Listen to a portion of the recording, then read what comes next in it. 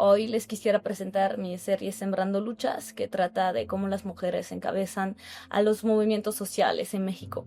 Comencé ese proyecto en 2018 y muy pronto me di cuenta que las mujeres están en el centro de todas las luchas sociales, en las calles, en los campos, en las comunidades y las organizaciones, pero su presencia rara vez se reconoce en la historia y en los medios.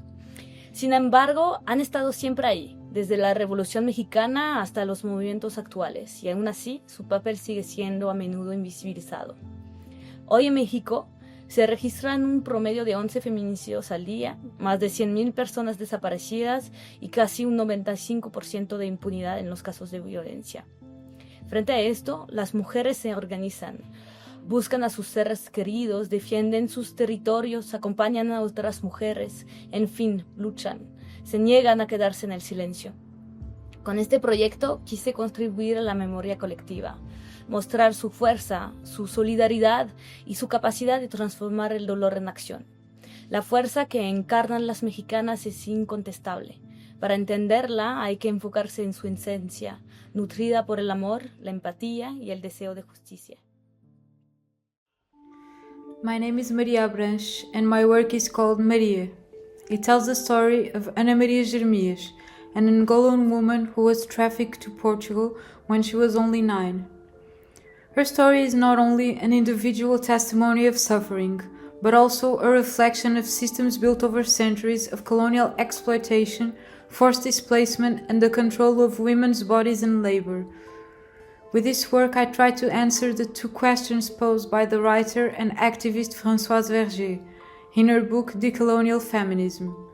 The questions are: who cleans the world, and why does this work has a racial and gender profile? Photography cannot erase the violence of history, but it can reveal its ongoing impact and create space for recognition, accountability, and repair. Thank you. My story is about climate change and climate injustice in Iran, the Sistan and Balochistan region. The wind starts early in Sistan and Balochistan, carrying dust, salt, and the stores of people waiting for water. Once Hamel Lake gave love to this region. Now, after years of drought, mismanagement, and reduced water from Afghanistan's Hirmand River, the lake has vanished, leaving behind storms, poverty, and migration. This is not only an environmental crisis, it's climate injustice.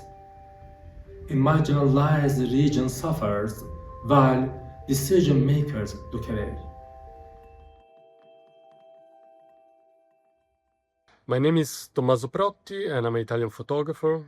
The Path is a photographic series documenting the journey of a migrant family through Central America in search of the so-called American dream. It tells the stories of Cesar Atencio from Venezuela and his Colombian partner Lina Arias as they travel north with their two children, Angel and Simon. This project mainly follows the two most critical moments of their journey: crossing the Darien Gap, the jungle dividing Colombia and Panama, and crossing Mexico, riding La Bestia, the freight train that migrants used to reach the US border. So their stories reflect a larger crisis of millions fleeing poverty, violence, and political collapse across the Americas. And their journey ultimately reveals both the danger and the resilience of those who risk everything for a new life. Mongolia, known for its sacred blue sky, is facing a severe air pollution crisis linked to coal, especially in Ulaanbaatar, the coldest capital city in the world. During harsh winters, with around minus 30 degrees Celsius, houses, schools, and infrastructures are massively heated with coal, generating a thick haze of fine particles that exceeds norms by 20 times or more. This air pollution causes serious cardiovascular and respiratory diseases and is estimated to be responsible for 10% of death in the country. Children are most affected. Rates of pneumonia, bronchitis, and asthma are rising. Open pit coal mines in Mongolia are a major source of pollution and environmental damage, causing soil erosion, water contamination, and groundwater depletion with toxic waste. Nomadic people nearby also suffer from coal dust settling on pastures, which degrades vegetation quality. It harms livestock and, through meat and dairy, endangers human life.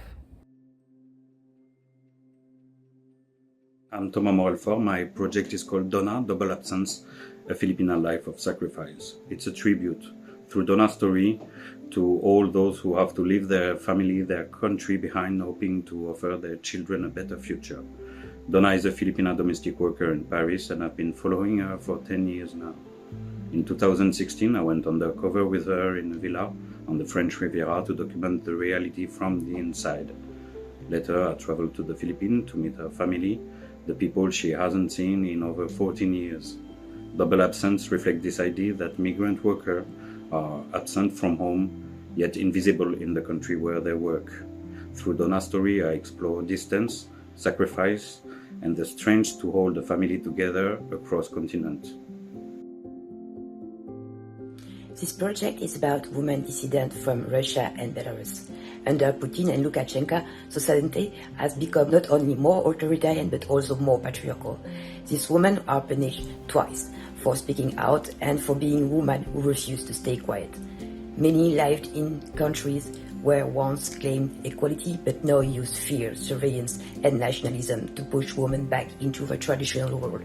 Some were arrested, threatened or forced into exile, yet they continue to resist, to organize and to support each other. Their courage shows how the fight for democracy is also a fight for women's freedom. My project is called Zama Zama Nation, and it's about the phenomenon of illegal mining in South Africa. This country is incredibly rich in mineral resources, but despite 150 years of intensive mining, local communities in mineral-rich areas are still among the poorest and most marginalized in the country today. As a result, tens of thousands have taken to the dangerous and extremely brutal world of illegal mining as a way to make ends meet and support their families. I hope that this project helps to illustrate their struggle, as well as to bring attention to the fundamental injustice of the mining industry, which has contributed so much to the extreme levels of inequality that persist in South Africa today.